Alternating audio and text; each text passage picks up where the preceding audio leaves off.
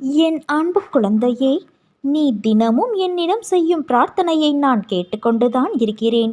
அதற்கான பலனை இந்த வியாழனில் உனக்கு நான் தருகிறேன். அதை நடத்தி தர வேண்டிய பொறுப்பு உன் சாயப்பாவான என்னுடையது. துரோகிகள் மீது நம்பிக்கை வைத்ததற்காக நீ வருத்தப்படாதே. நீ வைத்த நம்பிக்கைதான் துரோகிகளை உனக்கு காட்டிக் கொடுத்தது. எல்லா செயல்களுக்கும் நிச்சயம் ஒரு காரணம் இருக்கும். எப்படி சரியாகப் போகிறது என்று நீ மலைக்கும் விஷயங்கள் எல்லாம் ஒன்றுமில்லை என்னும் அளவிற்கு மாயமாக மறைந்து போகப் போகிறது. கவலை கொள்ளாதே. இந்நிலை கூடிய விரைவில் மாறும். எப்படி வேண்டுமானாலும் வாழலாம் என்பது வாழ்க்கை இல்லை.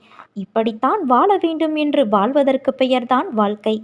வாழ்வில் நீ வெற்றி பெற வேண்டுமானால் பயனில்லாதவற்றை பேசி பொழுதை வீணாக்காதே.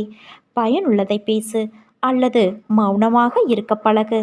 வாழ்வில் எவ்வளவு முன்னேற நினைக்கிறோமோ